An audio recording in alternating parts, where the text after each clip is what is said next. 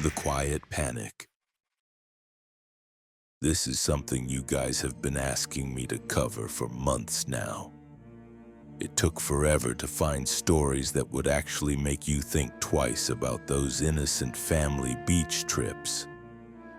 I was 7 years old when my grandmother first grabbed my wrist and yanked me back from the shoreline.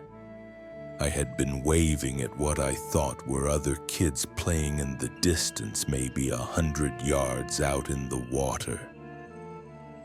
My grandmother's face went completely white as she pulled me away from the edge, whispering something in her native language that I didn't understand at the time. She never explained why she did it, and honestly, I forgot all about it until years later when I started hearing these stories. What I'm about to share with you are 3 real accounts from people who learned the hard way why certain coastal communities have rules that seem completely bizarre to outsiders. Rules like never acknowledging movement in the water after sunset, never responding to calls for help that come from the ocean, and most importantly, never wave toward the sea. Now I know what you're thinking. This sounds like some old wives' tale or folklore that got passed down through generations. But here's the thing that makes these stories different from your typical creepypasta or urban legend. Every single one of these accounts comes from people who had no prior knowledge of these maritime superstitions. They weren't locals who grew up hearing these warnings. They were tourists, visitors, people just like you and me who thought they were having a normal day at the beach. I've spent the last 6 months tracking down these stories, verifying details where possible.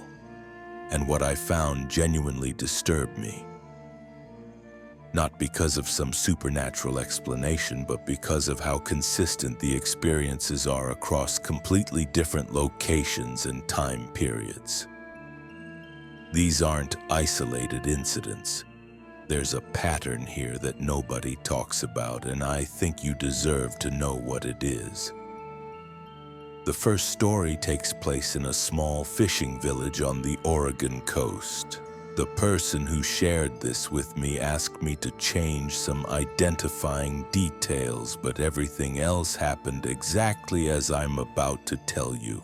Sarah was 22 years old, fresh out of college, and had just landed her first real job at a marine biology research station. She was beyond excited to spend her summer studying tide pool ecosystems in one of the most beautiful coastal areas in the Pacific Northwest. The research station was located about 3 miles outside of a tiny fishing village that couldn't have had more than 200 permanent residents. Sarah arrived on a Sunday in late May. The weather was perfect, sunny but not too warm, with just enough breeze to keep things comfortable. She spent her first few days getting oriented with the research equipment and learning the local tide schedules. The work was exactly what she had hoped for, and she was already planning to extend her stay through the fall. On her 4th day there, Sarah decided to take a walk along the beach after finishing her research for the day. The sun was starting to set, painting the sky in those incredible orange and pink colors that you only see on the coast. She was walking south along the shoreline, maybe a 1/4 mile from the research station, when she noticed something moving in the water. At first, she thought it might be a seal or a sea lion. The area was known for its marine mammal population, and she had already seen dozens of them during her short time there. But as she watched more carefully, the movement seemed different, more deliberate, more human-like. Sarah stopped walking and squinted toward the water. The sun was low on the horizon, making it difficult to see clearly, but she could definitely make out what appeared to be a person about 50 yards offshore. They seemed to be treading water, and as she watched, they raised one arm above their head. Without thinking, Sarah raised her own arm and waved back. It seemed like the polite thing to do. Maybe it was another researcher or a local fisherman who had recognized her from the station. The figure in the water continued waving, but something about the motion started to feel wrong. It was too rhythmic, too mechanical, like they were waving on a timer rather than actually trying to communicate. Sarah felt a chill run down her spine that had nothing to do with the ocean breeze. She decided to head back toward the research station, but as she turned to go, she heard something that made her blood run cold. A voice calling out from the water, clear as day despite the distance. "Help me." Sarah spun around. The figure was still there, still waving, but now she could see that they appeared to be struggling. The voice came again, carried perfectly on the wind. "Please help me, I can't make it back." Every instinct Sarah had told her to run into the water and help. She was a strong swimmer, certified in water rescue from her lifeguard days in high school. But something held her back. Maybe it was the way the voice sounded exactly the same both times, with no variation in tone or urgency. Maybe it was how the figure never seemed to get any closer to shore despite appearing to struggle. Sarah pulled out her phone and called the local Coast Guard station. She explained the situation to the dispatcher, giving her exact location and describing what she was seeing. The dispatcher told her to stay on the line and move away from the water immediately. "Ma'am, how long have you been watching this person in the water?" the dispatcher asked. "Maybe 5 minutes," Sarah replied, still keeping her eyes on the figure. "And they're still in the same position?" Sarah looked more carefully. The dispatcher was right. Despite all the apparent struggling and calling for help, the figure hadn't moved closer to shore at all. In fact, they seemed to be in the exact same spot where she first noticed them. "Stay where you are. We're sending someone out," the dispatcher said. "And ma'am, don't respond to anything else you might hear from the water." 20 minutes later, a Coast Guard boat appeared on the horizon. Sarah watched as they swept the area where she had seen the figure. They spent over an hour searching using powerful spotlights as darkness fell. They found nothing. The Coast Guard officer who came ashore to take Sarah's statement was a local man in his 50s who had been working these waters for most of his adult life. When Sarah finished describing what she had seen and heard, he was quiet for a long moment. "You're not from around here," he finally said. It wasn't a question.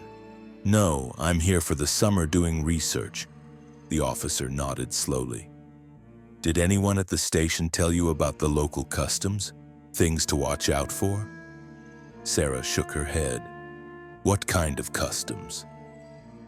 "Well, for one thing, we don't wave at the water after sunset, and we definitely don't respond when the water waves back." The way he said it made Sarah's skin crawl. "What do you mean when the water waves back?" "You've been here 4 days, the officer said. "Has anyone at the research station mentioned why this particular stretch of coast doesn't have any permanent fishing operations? Why the locals stick to the harbors north and south of here?" Sarah realized she hadn't thought about it before, but he was right. For a coastal community that was clearly built around fishing, it was strange that all the boats launched from harbors that were miles away from the town itself. "This area has always been different," the officer continued. "My grandfather fished these waters and his grandfather before him. They all knew the rules. You don't work this stretch after dark, you don't anchor here overnight, and you never ever acknowledge anything you see moving in the water once the sun starts going down." "But why?" Sarah asked. "What's out there?" The officer looked out toward the dark water. "Honestly, nobody knows for sure. But every few years, someone new comes to town, someone who doesn't know the rules, and they see something in the water that looks like it needs help. Something that waves at them, calls to them, begs them to come closer." He paused, still staring at the ocean. "The smart ones listen to their instincts and stay on shore. The others..." He trailed off. "What happens to the others?" "They wade in to help. Sometimes we find them the next morning washed up on the rocks about a mile south of here. Sometimes we don't find them at all." Sarah felt her stomach drop. "How many people? In the 30 years I've been doing this job, maybe a dozen. Always visitors. Always people who didn't know better." He turned to look at her. "You did the right thing tonight. You called for help instead of going in yourself." The officer gave Sarah his card and told her to call immediately if she saw anything else unusual. He also strongly recommended that she talk to Dr. Martinez at the research station the next morning. Dr. Martinez turned out to be the lead researcher who had been running the station for over 15 years.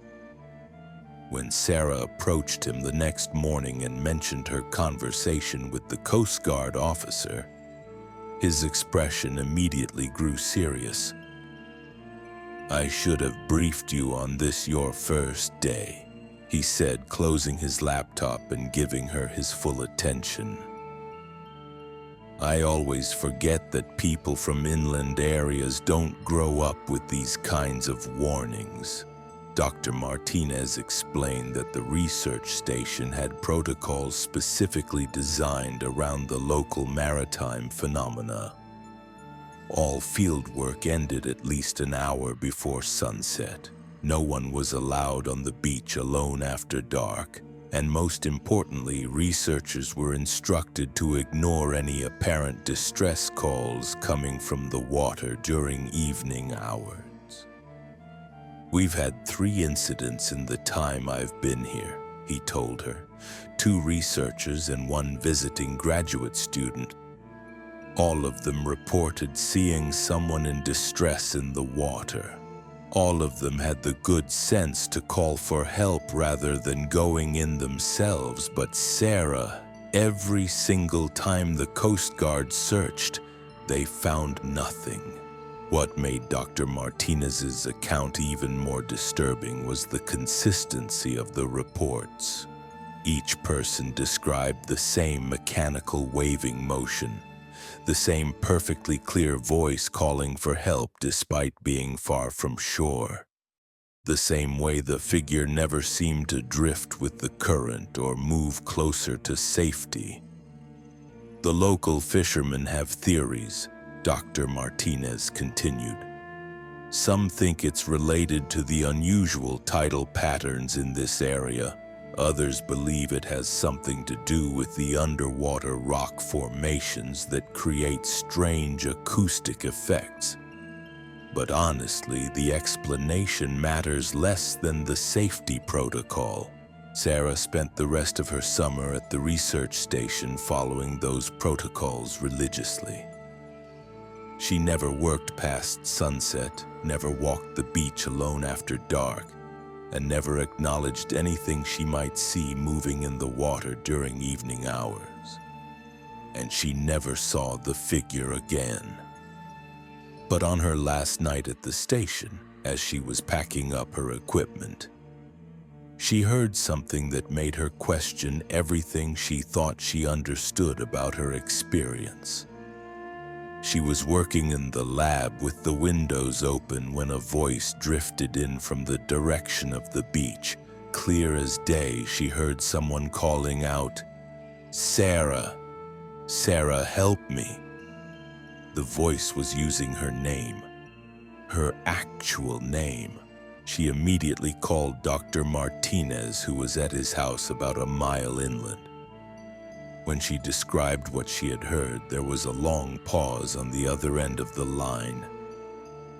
"Sarah, I need you to close and lock all the windows right now. Don't look toward the water. Don't respond to anything else you might hear. I'm on my way." For the next hour until Dr. Martinez arrived, Sarah sat in the locked lab listening to her own name being called from the ocean. Sometimes the voice sounded desperate, sometimes it sounded angry, but it never stopped. Dr. Martinez found her sitting in the corner of the lab as far from the windows as possible. "How long?" he asked. "The whole time you were driving here?" He nodded grimly.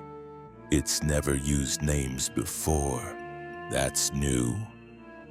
They called the Coast Guard, who performed their standard search of the area. As always, they found nothing. Sarah left the research station the next morning, but the experience stayed with her.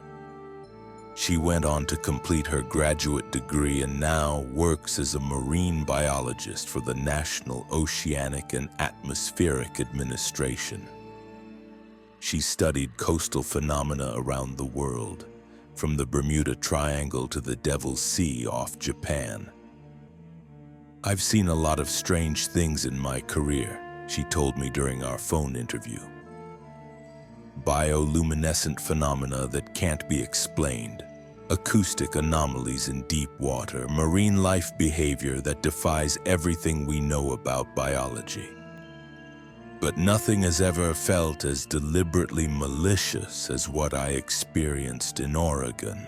The second story comes from a completely different part of the world, but the similarities are impossible to ignore. James was a travel photographer who specialized in coastal landscapes.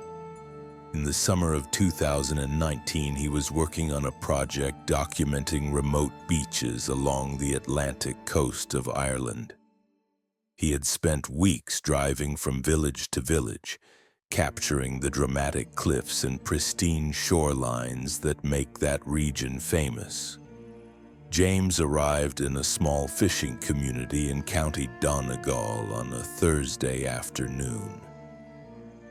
The village was tiny, maybe 30 houses clustered around a small harbor with dramatic cliffs rising on either side. It was exactly the kind of untouched coastal beauty he was looking for. He checked into the only bed and breakfast in town, run by an elderly woman named Mrs. O'Brien.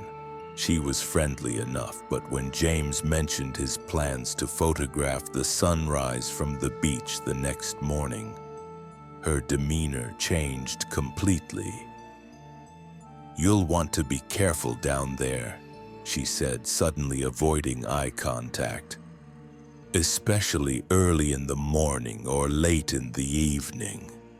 James asked what she meant, but Mrs. O'Brien just shook her head and mumbled something about checking with the local fishermen before spending too much time on the water. The next morning, James was up before dawn, hiking down the steep path to the beach with his camera equipment. The sunrise was absolutely spectacular, and he spent over an hour capturing different angles and compositions. By the time he finished, the sun was well above the horizon and he could see fishing boats heading out from the harbor. James was packing up his gear when he noticed something moving in the water, maybe 70 yards offshore. At first, he thought it might be a dolphin or a seal, but as he watched more carefully, it looked distinctly human-shaped. Being a photographer, James's first instinct was to grab his telephoto lens for a better look. Through the camera, he could clearly see what appeared to be a person treading water. They seemed to be waving at him. James lowered his camera and waved back, then immediately raised the lens again to get a better shot.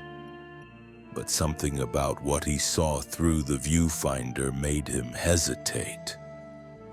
The person's movements were too uniform, too repetitive, like they were following some kind of programmed sequence rather than actually trying to communicate. He was still watching through the telephoto lens when he heard a voice calling out from the water. "Help me, please, I'm too tired to swim back." The voice was perfectly clear despite the distance and the sound of waves breaking on the shore. James looked around to see if anyone else was on the beach who might have heard it, but he was completely alone. "I can't hold on much longer," the voice called again. "Please help me." James started walking toward the water's edge, but something made him stop. Maybe it was Mrs. O'Brien's warning from the night before, or maybe it was photographer's instinct that told him something about the scene wasn't right. Instead of wading in, he raised his camera again and started taking pictures. Through the telephoto lens, James could see the figure clearly. It appeared to be a middle-aged man with dark hair wearing what looked like a dark sweater or jacket. But the more James watched, the more wrong everything seemed. The man never appeared to struggle or tire despite claiming he couldn't hold on. His position in the water never changed, even though the current should have been carrying him in some direction. And most disturbing of all, the man never seemed to blink. James took dozens of photos over the next 10 minutes, all while the voice continued calling for help from the water. Finally, he decided to hike back up to the village and ask someone what he should do. He found 3 local fishermen preparing their nets near the harbor. When James described what he had seen and heard, all 3 men stopped what they were doing and looked at him with expressions he couldn't quite read. "Where exactly did you see this?" one of them asked. James pointed toward the section of beach where he had been photographing. The 3 men exchanged glances. "And you didn't go in the water?" another fisherman asked. "No, something didn't feel right about it." The oldest of the 3 fishermen, a man who looked to be in his 70s, nodded slowly. "Good instincts, lad. You wouldn't be the first photographer to see something like that. But you might be the first one smart enough not to go chasing after it."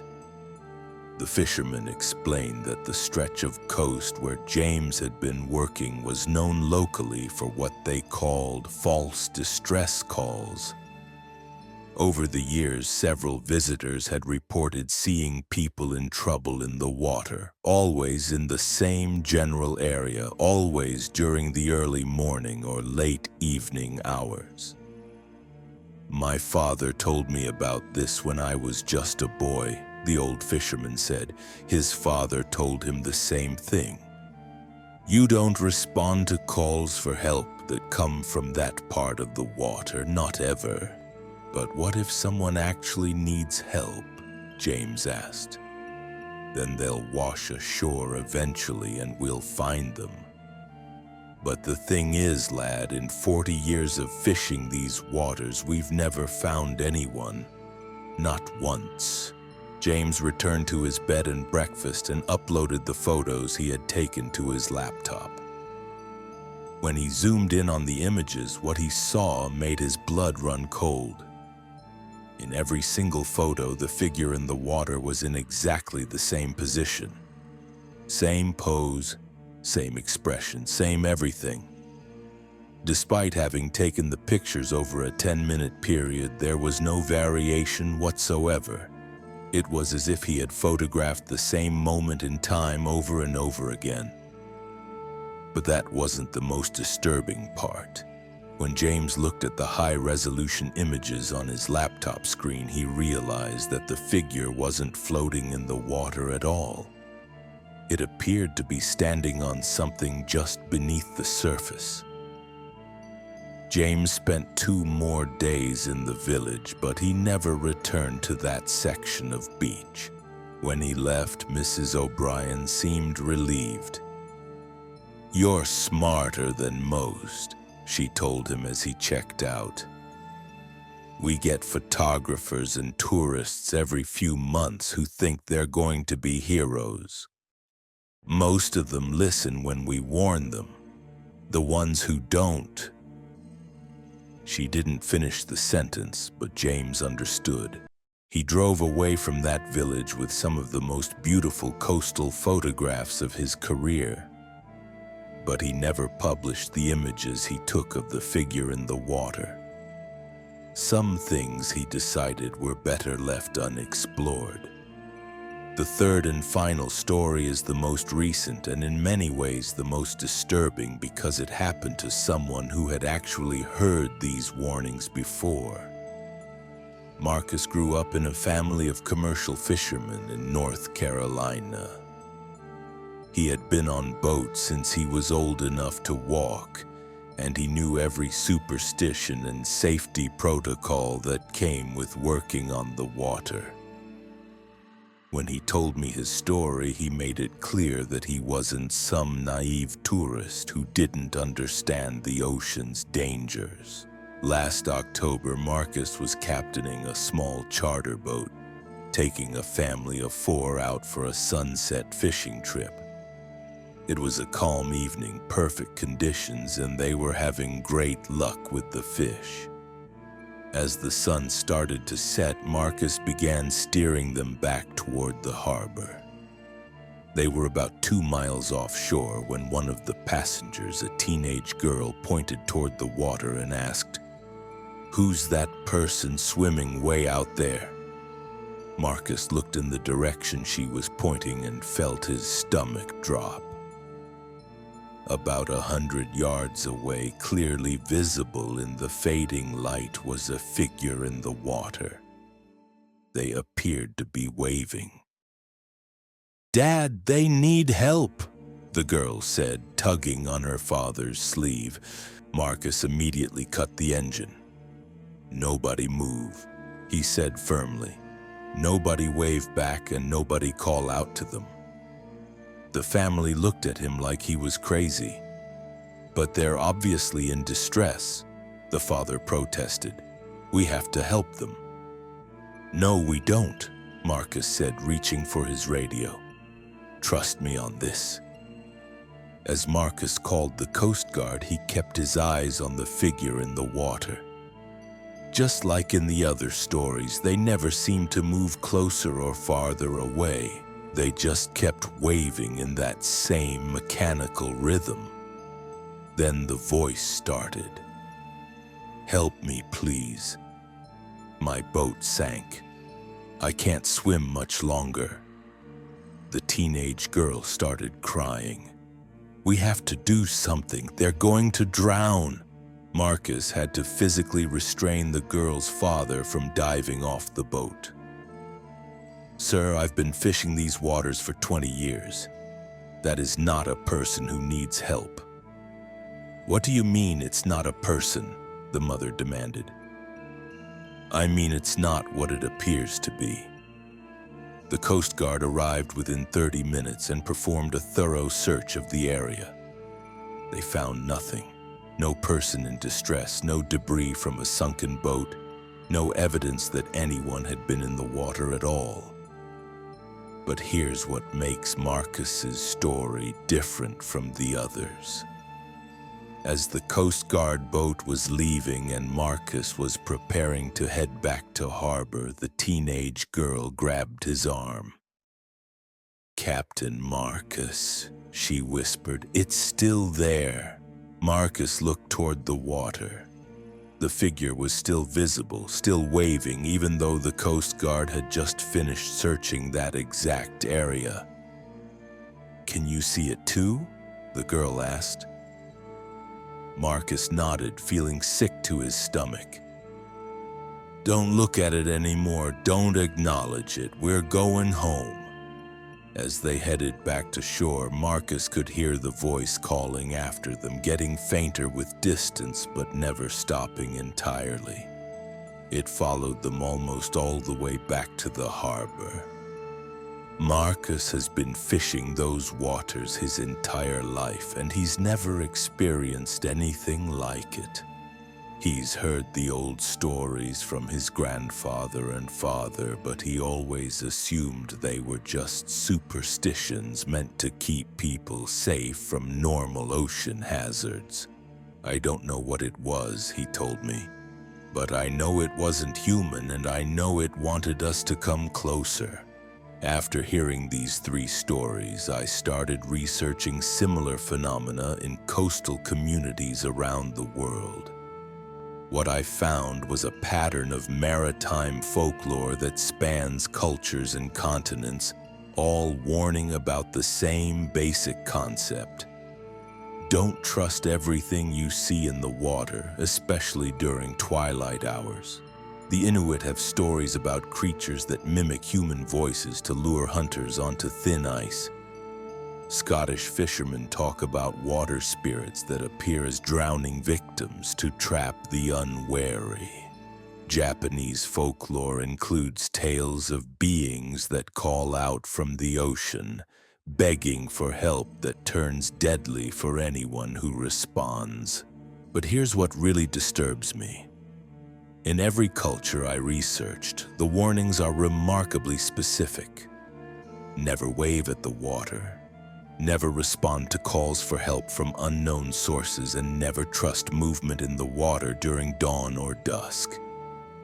These aren't random superstitions, they're survival instructions that have been passed down through generations of people who make their living on the water. People who understand the ocean's real dangers better than anyone. I'm not here to tell you what to believe about these stories. Maybe there's a rational explanation for all of them. Maybe it's some kind of optical illusion combined with acoustic tricks played by wind and water. Maybe it's mass hysteria or shared delusion. But I am here to tell you this. If you're ever at the beach and you see something in the water that doesn't seem quite right, trust your instincts. If a voice calls out for help but something feels wrong about the situation, call the authorities instead of going in yourself. And if you're visiting a coastal community where the locals warn you about certain areas or certain times of day, listen to them. Because sometimes the old rules exist for very good reasons. Sometimes the stories our grandparents told us weren't just stories.